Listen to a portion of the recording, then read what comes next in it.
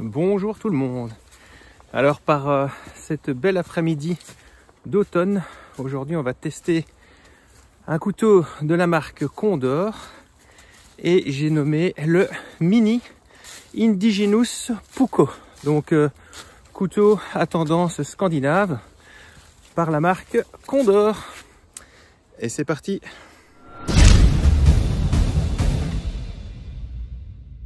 Alors déjà vous pouvez voir que au niveau de l'étui, eh bien ici on est sur un étui traditionnel scandinave qui est bien sûr fait à El Salvador comme la plupart des cuirs de chez Condor, avec eh bien un dangler, ce qui permet d'avoir le couteau qui peut, quand on marche ou se plie, eh bien rester droit et ne pas nous déranger.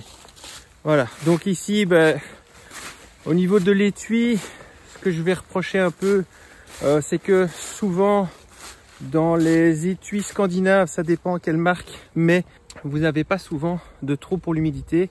Donc il faut vraiment bien sécher le couteau, que vous l'ayez utilisé pour skiner, couper de la viande, de la peau, etc., du poisson ou autre chose.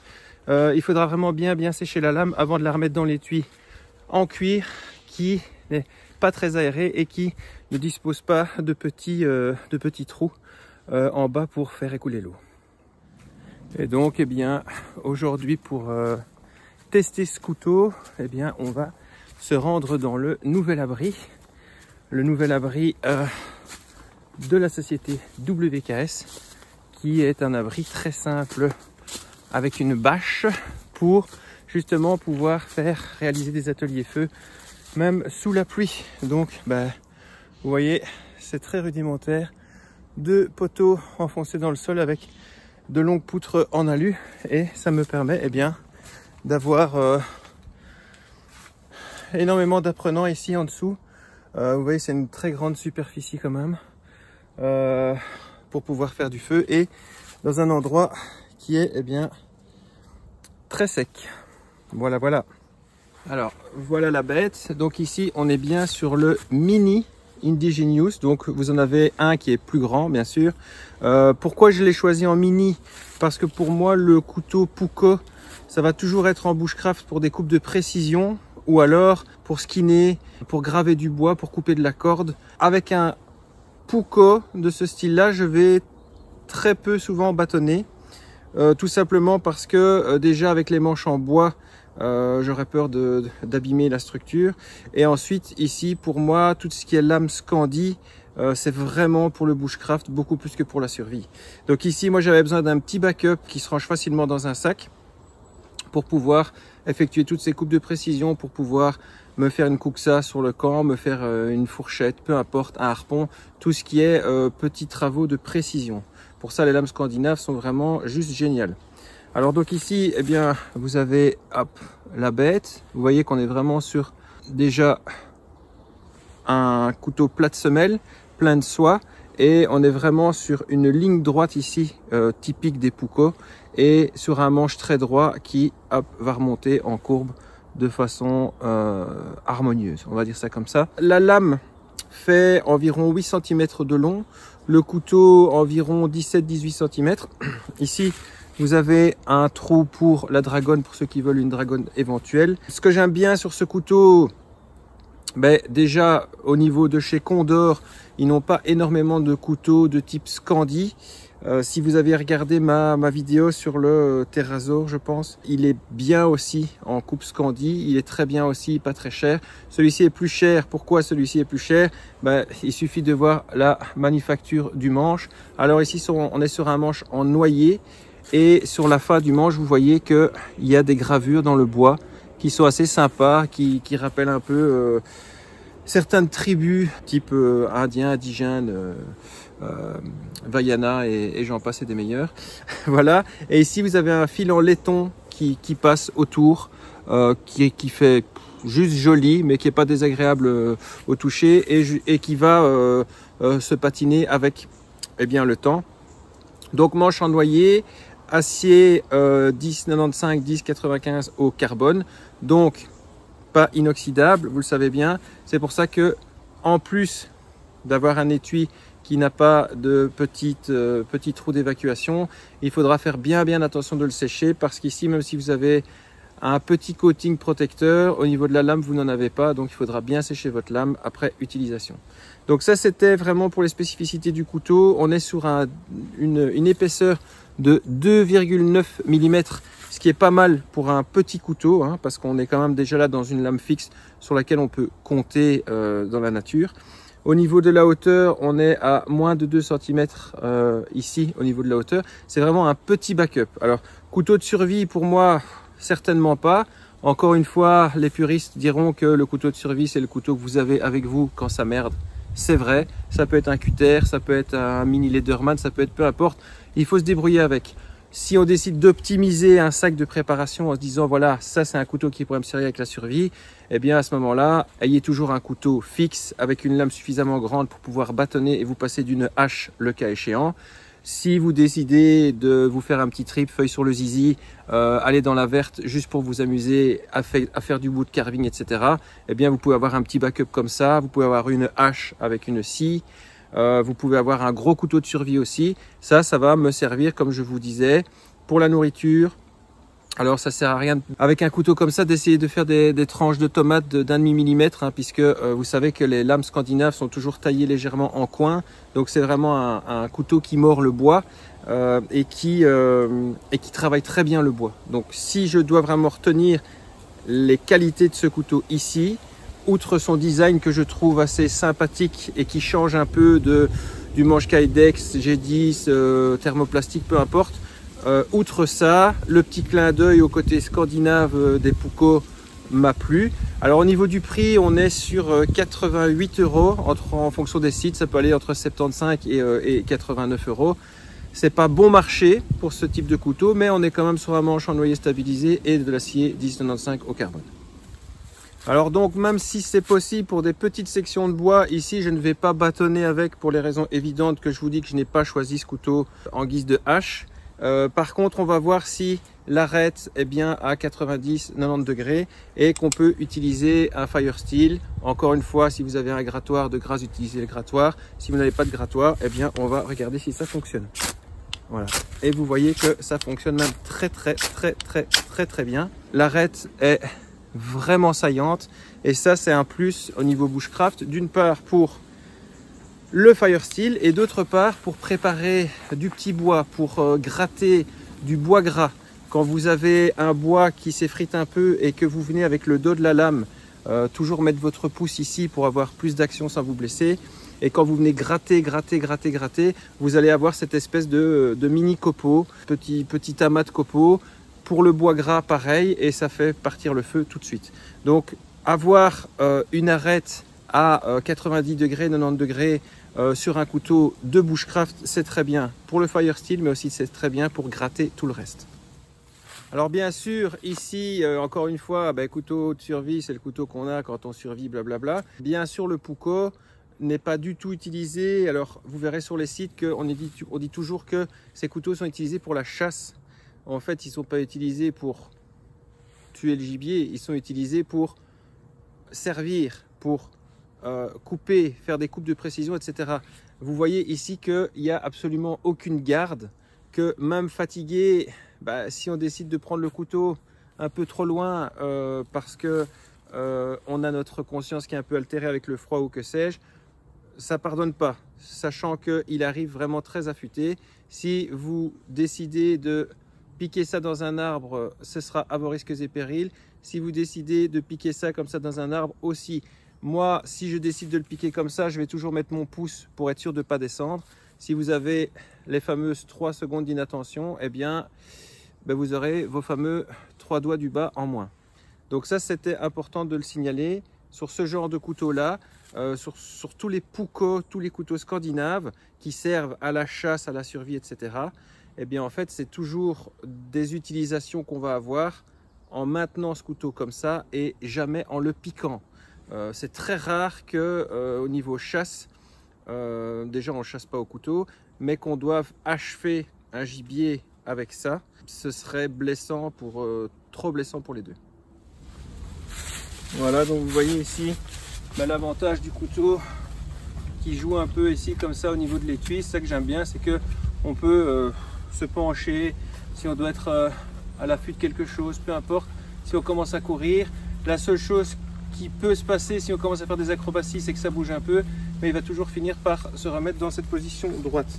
Donc ici, il n'y a pas du tout de trou pour l'humidité, mais voilà. Donc ici, ce que je vous disais, par exemple pour gratter le bois en utilisant l'arête, eh bien vous allez venir chercher ici comme ça. Là par exemple on est sur du lierre, lierre qui est un bois qui est très utilisé pour le feu par friction, puisque c'est un bon bois pour ça. Et vous voyez que ici, quand je viens le gratter, hop, j'obtiens, comme je vous ai dit, cette espèce d'amas qui lui va démarrer tout de suite au fire steel par exemple, faire n'importe quel amadou et le faire démarrer à l'allumette. Donc là ici, on est vraiment sur des débris qui vont prendre feu facilement. Et vous voyez qu'ici, ça a été raclé. Donc le fait de pouvoir racler comme ça avec l'arête, comme je vous disais, à 90 degrés, 90 degrés, c'est vraiment un plus.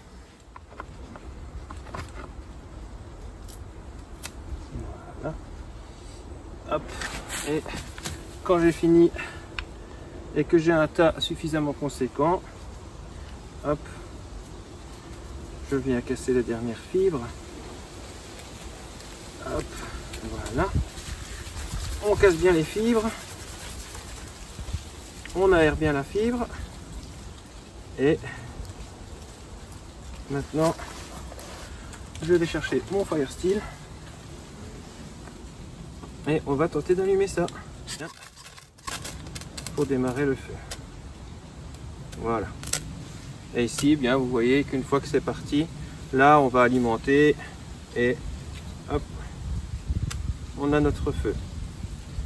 Alors, évidemment, ici, on a moins de temps qu'avec une boule d'ouate, c'est de la vaseline. On a moins de temps qu'avec plus de boulot, par exemple, mais fonctionner, ça fonctionne. Voilà, donc ici, grattage de bois, fire steel, tout ce qu'on lui demande. Et enfin, eh bien, c'est quand même pour ça qu'on utilise les couteaux aussi, pour couper le bois. Donc ici, tailler des pointes. Alors là, effectivement, ici, je suis sur une énorme racine de lierre que j'ai récupérée sur un arbre et que ça fait quelques mois que je fais sécher. C'est ce que j'utilise pour faire les planchettes. Si vous regardez ma vidéo sur le feu par friction à l'archet, une planchette en bois de lierre bien sec, bien dur, est impeccable. Donc ici, bien sûr, j'ai difficile à rentrer dans ce bois, d'une part parce que le couteau est très mordant et d'autre part parce que le bois est très sec et donc très dur. Avec ce type de couteau qui est très mordant, par contre pour des bois à essence verte en mode survie, quand on va par exemple chercher du noisetier pour faire un harpon ou ce genre de choses, là ça rentre comme dans du beurre. Pour tout ce qui va être bois beaucoup plus dur, soit alors on va rester sur de la coupe de précision comme confectionner des objets, soit si on veut commencer à tailler des pointes ou tailler des planchettes, là par contre vous savez que au niveau de l'énergie que vous allez passer, vous allez en dépenser beaucoup plus sur du bois sec que sur du bois vert. Alors vous allez me dire évidemment c'est pareil avec tous les couteaux, oui. Maintenant, pour des couteaux à émouture plate ou ce genre de choses, forcément, vous allez pouvoir plus frôler le bois et donc ce sera légèrement plus facile. Mais ici, vous voyez que ça fonctionne très bien. Donc, voilà, donc on était sur le Condor Mini Indigenous Puco, manche en noyer acier 1095, 1095 au carbone, donc à traiter correctement, étui en cuir très bien fait, vrai cuir très bien fini comme tous les étuis qui sont faits El Salvador de chez Condor, mais pas de petits trous pour l'évacuation pour l'humidité, donc ça c'est pour moi un petit moins. Le gros moins reste le prix du couteau qui pour moi n'est pas justifié. 60, 65 euros, ça aurait été top. 80, 88 euros, ça c'est trop pour moi, pour ce genre de petit couteau. J'ai vraiment, entre guillemets, craqué parce que je trouve que les motifs maoris, allez, le fil en laiton pour tenir le manche, etc. Tout ça, je trouve que c'est original. Donc, comme j'aime bien les belles choses aussi et que j'avais pas énormément de couteaux scandinaves, je me suis dit pourquoi pas. Pour le reste, eh bien, sinon ce couteau, comme tous les Puukko, au niveau bushcraft, est vraiment chouette. Je le prendrai pas au niveau survie, comme je vous l'ai dit, mais au niveau bushcraft terrible. Et comme petit backup. Je le prendrai pas non plus comme seul couteau fixe avec moi, ça c'est bien clair et net. Pour le reste, eh bien, si vous voulez venir vous amuser avec moi dans les bois, eh bien c'est toujours woodknifesurvival.com ou wksurvival.be pour venir jouer soit ici chez moi dans la grande forêt au centre de la Belgique, ou alors côté Ardennes belge, Ardennes française, où là on va s'éclater aussi. Alors ici vous voyez autour de moi, la forêt est magnifique, il y a plein de soleil, donc je vous encourage à sortir même s'il fait un peu froid. Ce matin j'ai été courir 10 km torse nu pour apprendre à gérer aussi un peu ma thermie, ça fait partie de la survie. Ah, il y a Heidi qui débarque. Et puis, salut Heidi. Eh bien, en fait, je vais lancer un nouveau concept. Vous l'avez peut-être vu pour ceux qui me suivent sur Insta, qui me suivent sur Facebook ou sur TikTok. Début janvier, préparez vos agendas parce que ça va piquer. Alors ici, pour l'instant, j'étais beaucoup dans la survie familiale, la survie pour tout le monde, que je vais bientôt continuer parce que j'adore. Mais il me manquait une petite chose, j'ai envie de dire par plaisir personnel aussi. Il me manquait vraiment le week-end survie, survie guerrier, viking, combattant, etc. Donc je suis en train de préparer avec des connaissances à moi un week-end de 3 jours en Belgique, où là vous allez en chier comme pas possible. Là par contre c'est plus pour les familles, c'est plus pour la sortie du dimanche ou parce qu'on a envie de tailler un bois ou de faire un petit feu, ce qui est très bien aussi, mais ça c'est plus du tout ça. Ce sera vraiment un stage immersif où là vous n'allez pas fuir la douleur, vous allez la choisir. Et ce sera vraiment bien encadré. Donc au niveau survie et premiers soins mieux dégradés, il y aura moi. Au niveau self-défense, il y aura des préparateurs physiques, des pompiers ou de l'armée. Il y aura également des conseillers techniques pour certains types d'arts martiaux que je ne mentionne pas encore pour le moment, mais qui seront là et qui seront vraiment des gens très compétents dans leur domaine spécifique. Et il y aura également aussi des pompiers ou des gens qui seront là pour tout ce qui est premiers soins en milieu dégradé en plus de moi, pour accompagner certains jeux de rôle. Donc ce sera vraiment 3 jours où vous allez en chier, mais comme pas possible. Il faudra pas pleurnicher, vous serez probablement réveillé en pleine nuit, peut-être que faudra passer torse nu dans un lac, que sais-je encore. Le but ça va vraiment être de réveiller le guerrier qui est en vous, d'une part au niveau physique, surtout au niveau mental. Et alors on va avoir sur ces 3 jours des moments, les seuls moments de répit que vous aurez, ce sera des moments théoriques, des moments avant la mise en pratique, pour reposer un peu vos cerveaux et vos oreilles. Et ensuite ce sera parti pour la gloire, j'ai envie de dire. Donc si jamais l'envie vous en dit de venir souffrir avec nous, alors il faut savoir que la survie douce c'est bien aussi, c'est important, mais vous ne connaîtrez vos limites que quand vous connaîtrez la douleur, clairement. Donc ici ça va vraiment être un projet spécifique. Ce sera le projet, il se rappellera La Forêt. Ce sera 3 jours avec moi, des préparateurs physiques, où il y aura entraînement physique, il y aura repousser ses limites, il y aura premiers soins, il y aura technique de survie, il y aura self-défense, et il n'y a pas de place pour les faibles. Comme ça, vous le savez, ça viendra début 2026, donc restez connectés sur la chaîne ici. Si vous n'êtes pas encore abonné, de grâce abonnez-vous. Si ce que je fais vous plaît, eh bien Un petit pouce bleu, ça fait toujours plaisir. Et puis, eh bien, suivez-moi sur TikTok, suivez-moi sur Instagram, suivez-moi sur Facebook. Vous aurez les nouvelles. Pour l'instant, on est en train de tout préparer pour que ce soit au top et pour que vous puissiez en chier grave. Voilà. Donc, sur ce, j'espère que cette vidéo vous a plu. N'hésitez pas à m'envoyer vos retours pour d'autres poucots, d'autres couteaux Condor ou peu importe des questions. Vous savez que je réponds à 100% des commentaires. Et puis, ben, sortez, profitez de cette magnifique vue, ces magnifiques couleurs d'automne. Restez entraînés, travaillez votre cerveau et puis vivez. Ciao.